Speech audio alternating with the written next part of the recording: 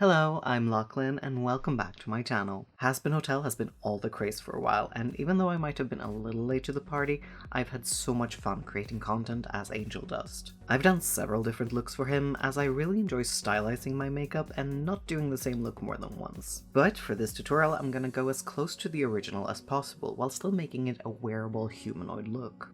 Before you start applying any makeup, make sure you've washed your face and moisturized it beforehand.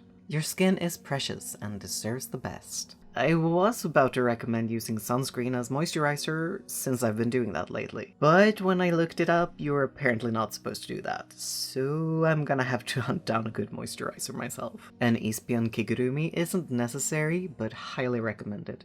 To start off, I put on my wig cap and fasten it with bobby pins and hairspray. I try to keep my sideburns and neck hair as neat as I can, because it bothers me so much when my hair peeks out. The first thing I apply to my face is a pore filling primer. Primers are really useful no matter the qualities of your skin, as they exist for basically every skin issue imaginable. I have quite large pores, especially on my nose. If I don't use a pore filler, the foundation doesn't always cover them, and I have all these visible spots all over my face, shining through the foundation like a really weird night sky. Even if your skin is picture perfect, a primer helps your makeup stay on longer. Another tip for perfect skin is subscribing to my channel. This is 100% true and recommended by all dermatologists that I have asked. I currently apply foundation with my fingers like a savage. I do prefer flat foundation brushes, but I don't have one I like at the moment. Smearing it on your face like this is just fine though. You ought to have wet wipes around so it doesn't end up on everything. Foundation is for your face, not your phone. To even it out, I dab it in with a beauty blender, which is hands down the best way to get an even, non-streaky base. When it comes to the shade of your foundation, you want it to match the color of your neck, not your face. This is so there's no transition between your naked skin and that which has makeup on it. I have been using L'Oreal's True Match foundation for ages. It's the best reasonably priced foundation for my skin, both in consistency and tone. Apart from the different shades, they also have separate foundations for warm, cool, or neutral tones. And as I have fairly cool toned skin, it's been a lifesaver. I'm using 2C here. After foundation, I spray myself with setting spray. This one is also from L'Oreal, the Infallible Setting Spray. I haven't really tried many setting sprays to be honest, but this one does the job for me. I let it dry and then I dab on just a little bit of concealer where I think it's needed. I should probably have done this before the setting spray, but when it's just a tiny amount, it doesn't make that much of a difference. For concealer, I use Maybelline Fit Me in shade 15. Then I set it all with powder. I know the application for under my eyes look a little silly, but from what I've noticed, it makes the creases stand out less. Since I have pretty dry skin, it's prone to flaking off if I'm not careful, around the T-zone, but especially on top of my nose. That's why I pat it down with this little powder square. I do this on my nose, under my chin, the middle of my forehead, and around my eyes. For the rest of my face, I just use a big powder brush. This powder is from the same series as my foundation, but 1R/1C, so a shade lighter.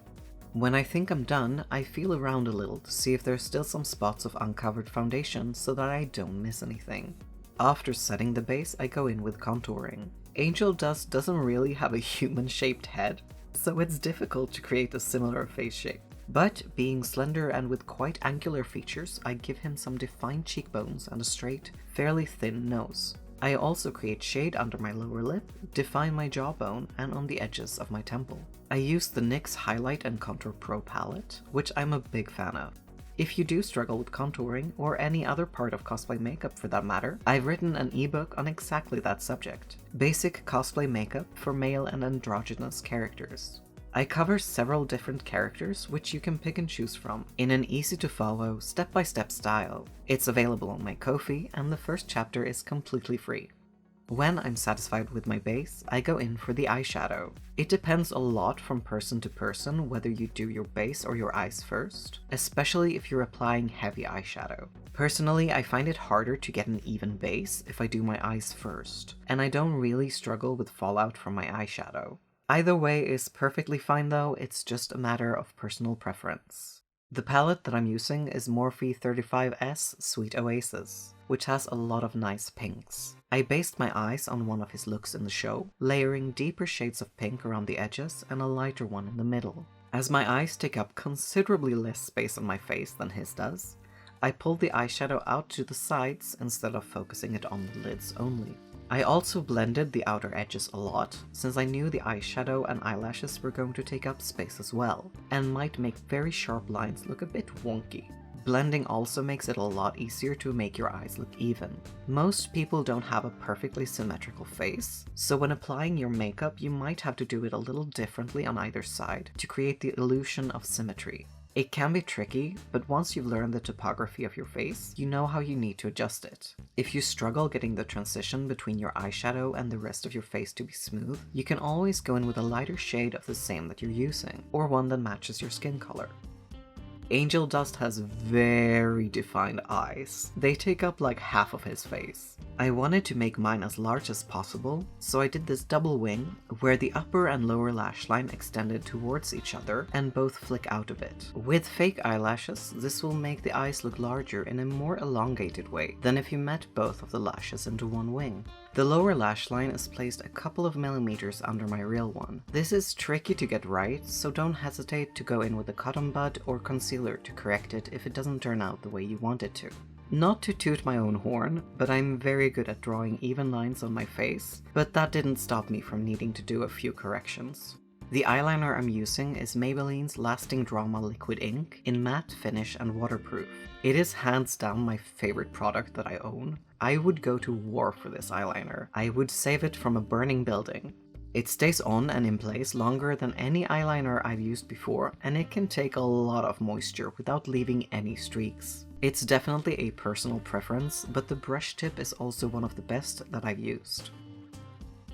I apply a little bit of blush, putting it almost right on top of my contouring. Angel just has a lot going on in his face, so it's really important to plan out what is going where. I didn't want to leave out blush, but I didn't want it underneath the spidery eyes either, so it had to be moved to the side. Just as I've done with the contouring and the edges of the eyeshadow, I blend it out until it's seamless. Once I'm happy with that, I go in to add the spider eyes. For this I use a lipstick brush, which is flat and tight with a rounded edge. I use my Crayolan Coloring Vision palette effects for this, and then I set it with my regular face powder. I like to use a cream product for these kinds of effects, since you can get more defined edges and coverage. But you can of course use eyeshadow or whatever else you have available. After the spider eyes, I continue on my regular eyes, applying NYX Jumbo Eye Pencil in Milk in the inner corners of my eyes, as well as between my eye and the fake lower lash line. On top of that, I add some highlighter with the tip of my finger. Here I'm using the KVD Alchemist Holographic Palette. Next is eyebrows. As you can see, I have the tails of my eyebrows shaved off. This is partly to make it easier to draw them on in different styles, but also because they are pretty uneven to begin with, so I prefer to keep them this way. For Angel, I drew a long and arched brow using my Smashbox Full Exposure palette. I start off with drawing out the shape and filling in my natural brow with a brown shade, and then I continue with a black on the drawn part. I don't fill it in, but rather press the edge of the brush against my skin repeatedly, creating a much more natural transition. I definitely recommend investing in a good eyebrow brush, one that's angled, thin, and straight. After eyebrows, it's time for lashes, one of my favorite and least favorite parts. They make such a huge difference, but can be a pain in the ass if you don't get them on right. Personally, I find the easiest way to apply them is to pour out a little bit of eyelash glue onto the back of your hand, carefully dipping the edge of your lashes into it. After waiting for it to dry a little, I do it once more. Then I let it dry a little bit more before applying, making sure I get one of the edges down where it's supposed to be, and letting the other follow without touching anywhere else that I don't want it to sit. You can see Camareo having mercy behind me and deciding that this was not a good way to get cuddles. A huge pet peeve of mine is when your fake lashes don't blend in with your natural lashes. Here I'm using my eyebrow brush to push black eyeshadow in between my natural and fake lashes. Then I poke them all into an eyelash curler and curl them into each other. Make sure all the glue is dry before you do this, otherwise the pressure can loosen your lashes. To finish it off, I apply mascara to both the upper and lower lashes, but I don't go all the way to the waterline on my lower lashes to keep the illusion of a larger eye going. Here might be a good time to mention that I don't have lenses specifically made for Angel Dust. When I first did a makeup test for him, I used these two that I already had, and I really liked the way they looked. The pink one is Cloud Rim Pink Crazy from Miss Lens, which unfortunately seems to be unavailable. They still do have the green one in the same style, but that's not really a good substitute. The black one is Neo Dolly Extra Black from Honeycolor, which is available. I've had very good experiences with both companies, and they have fairly good reviews, but as always, do your own research so you know what's best for you. I've linked both of the companies and some reviews in the description, as well as a 20% discount code for Miss Lens. To be completely transparent, this video is not sponsored, but I did receive the lenses as a sponsorship over at my Instagram. I don't know if I would still get a percentage from my code being used, so if you don't want to support me, make sure not to use the code, I guess. The sponsorship was a while ago, but I checked and the code is still active.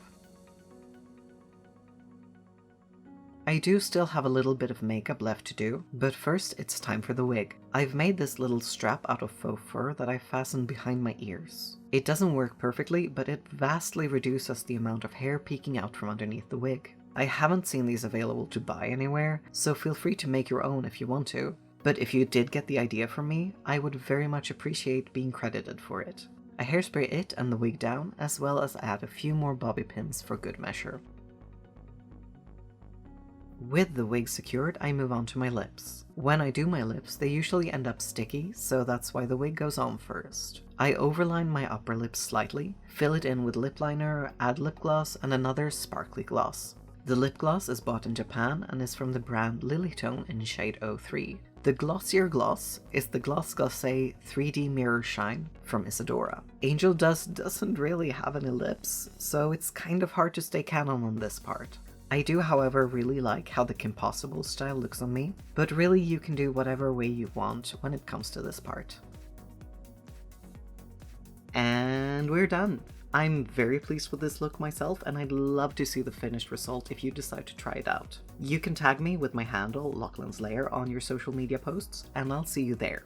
Don't forget to leave a like and subscribe before you go and follow me everywhere else. You can also check out my other videos here.